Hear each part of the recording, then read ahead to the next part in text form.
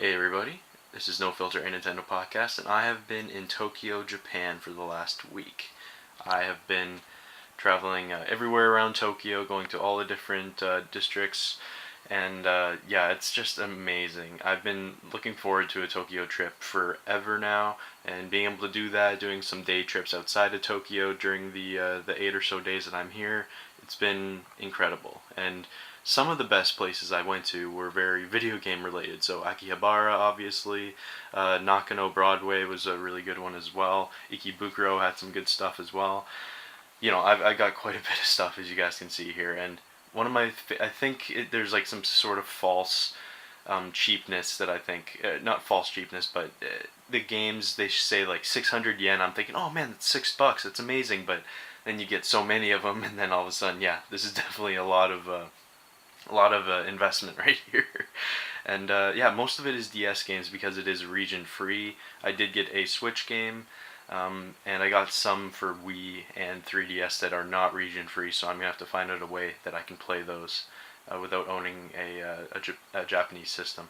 But yeah, let's jump right into it here. So first game I got for about $14, Fire Emblem Fortissimo. I mean, sorry, Sharp FE Fortissimo Edition, which is amazing. I can't believe I found this. This is my last night. Last night in Tokyo, I was like, I'm going to go to Akihabara, see if I can find anything else. All of these stores were closing at around 8 p.m. Went into one last one that I could see that actually was selling games, and they had a bunch, and it was awesome. So yeah, Fortissimo Edition, the special edition, only $14. The game's amazing, by the way. I already own it, but to get the special edition, one that I was actually planning on pre-ordering and buying when I got the game initially, it's pretty amazing. So that's that one there. Guild 01. Again, last night, got this, 480 yen, which is amazing. I think I have every one of these games. Yeah, Crimson Shroud, Arrow Porter, Weapon Shop de Omasei, and Liberation Maiden. As you guys know, those were like those 3DS eShop games, and yeah, just having an actual physical copy, pretty amazing. I am a huge Ace Attorney fan, so it annoys me that this game hasn't come out yet, but this is... I'm trying to think of what the names are. Gyakuten, Soban... I don't even know. I'm not going to say, but yeah, this is basically the Ace Attorney game with Sherlock Holmes in it, which is crazy, and I see why they can't bring it outside of Japan, but yeah, I had to get that game. So those are my two DS games. One special... sorry, those are my two 3DS games. One special DS game I wanted to go over here.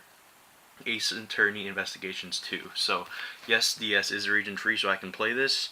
I'm going to have to find out a way that I can play a fan translation of it on my DS with it. But, yeah, this is a special edition here.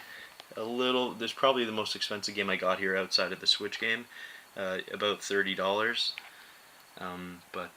Yeah, special edition as well. I didn't even know they had a special edition for it, and I am a massive Ace Attorney fan, so it was going to be a must-buy either way, even if it was more money. Taiko No Tatsujin, which is the crazy drumming game that everyone loves, and in fact, I got this game, which is awesome, but I also got the drum accessory, which... I don't know why I wanted to do this. I did play it in one of the arcades, and I loved the game. It was so much fun. But yeah, no, I felt like I needed to get the drum set too, so I have the drum set as well. This is going to be fun to try to pack away when I'm leaving a little later this afternoon. For Wii, I got two games. Earthseeker. I was looking for this game forever. Everywhere I was looking for this. Ever since this was announced initially, I was hoping it would be localized. It was never localized. It looked amazing, like a cool Legend of Zelda Monster Hunter mix. Just look at the artwork. Awesome. Awesome stuff. But yeah, I was looking for it forever, and then again, last night, one of these random smaller shops in Akihabara, and it had this as well. I was literally looking for it in every single shop, asking everybody for it, and no one had it. And then they had like 3 of them there at this other shop. It was amazing. It was perfect end to my last night in Tokyo. Disaster Day of Crisis. I've been looking to play this game for ages, and yeah, I guess I finally have a chance to play it. But again, Wii is region region locked, so I don't know if I just buy this now and then I try to homebrew or something. I don't know what it is, but I definitely need to try it out. Next is Tingle's Rosey Rupeeland. So I got initially this game here thinking, hey, that might be the Tingles game. I didn't know that they had multiple Tingle games on the DS in Japan. This is Tingle Balloon Fight, which I believe is a Club Nintendo reward. This is Tingle's Rosey Rupeeland with the special cover. This is like an RPG. I can't wait to actually just give that a go just to see. And then this is actually a sequel. Again, another Tingle game sequel. So yeah, that's pretty amazing. I love that I got that as well. This here is one of those really weird kind of, it's almost like a pervy game. It's Doki Doki Majin Jinpan. I don't know what exactly it is, but I figured I gotta try one of these crazy Japanese games, and just the fact that it's on DS and Nintendo's fine with it in Japan, I just think it's kind of hilarious. I think it's like similar to like what the Fire Emblem game where you like poke at like girls and stuff like that, or maybe that Senran Kagura game on Switch. I don't actually really know, but yeah, it looks kind of crazy, so I figured I'd give one of them a go. This one here I was looking for forever as well, and I finally found it in one of the Mandarake stores. One thing that's cool is they have these kind of noted here in the quality of the game, because most of these are all used, right? So 900 yen, which is awesome, and a holographic cover and everything, and I've been looking forward to playing this forever. I'm hoping I can kind of just go to like a Wikipedia, take a look at the plot, and then just kind of piece it together as I'm playing it. This here, I got this mainly because it had Professor Layton on the front. It wasn't too expensive, it was like 900 yen, but yeah, so I got this mainly because it was Professor Layton on the front, so it has some puzzles and stuff like that. I'm just a massive Professor Layton fan, so I just had to get it. Before I got the Switch version here, I got Taiko No Tatsujin for DS as well. It was only 800 yen, so it wasn't that expensive, and I figured, hey, I'd give it a go. That's one of the quintessential games in Japan, I think. Phantasy Star Zero, only 450 yen, about $4.50. I know everybody loves Phantasy Star, but I've never really got into it, so I figured I'd give one a go and just kind of see what it's like. Honestly, I kind of forget what the name is for this, but this is basically one of the sequels to Elite Beat Agents. This is the second sequel. I was going to get the first one, but it was way more expensive, and I wasn't going to kind of shoe in that money for that kind of a game. I would have for, Fortissimo Edition and some of this other stuff, but Ace Attorney, but I wasn't going to shoot in for that, but this is the sequel to that one, and it was only 800 yen, so yeah, I'm looking forward to playing that. Elite Beat Agents on DS is amazing. Donkey Kong, I don't even remember what the name is for this one, but it's only 800 yen, and I figured, hey, Donkey Kong, there's no issue with translation or anything like that. I can just play the game and understand it, so just an $8 Donkey Kong game on DS that I never even knew existed.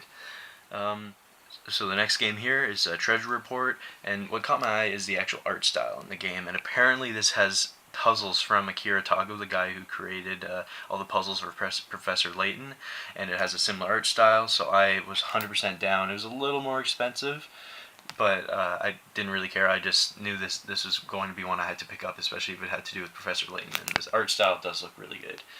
Next two games here, I came into Tokyo with these in mind, was Jump Ultimate Stars, or Jump Superstars and Jump Ultimate Stars. So Jump Superstars is only 900 yen, which is awesome, and then Jump Ultimate Stars 1300, so got both of those. That's not that bad at all. What's next? We got Game Center. A lot of people were kind of talking to me about this. This is a great pickup. So yeah, 1700 yen. I've heard good things about that. Talked about this Tingle Balloon Fight, the Club Nintendo reward.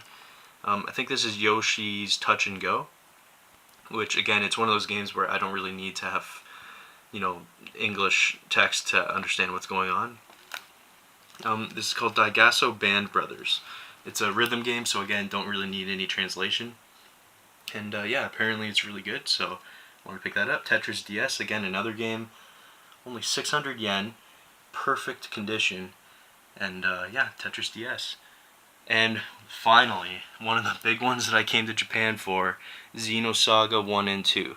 Pretty expensive, but it's Xenosaga. You know, I've always wanted to play some of the older Xeno games before Xenoblade, so now I finally have the chance.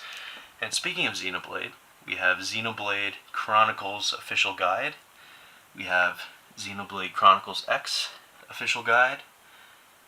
And we have Xenoblade The Secret File Minato Archives Art Book, which is one of the huge pickups I've been looking for.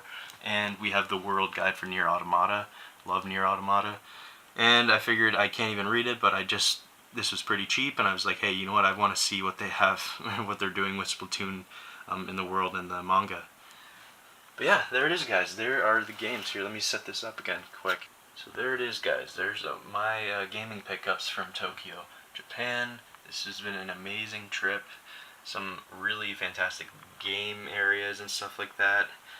And yeah, I definitely want to come back here at some point soon. It's been really something special. And yeah, definitely a lot of pickups, as you guys can see here. Some that I've been looking to get for literally years, almost a decade really. And one of these fancy games here with the whole drum pad, I think that's going to be pretty interesting. Thought we'd be kind of done with peripherals after the Switch, but I guess not.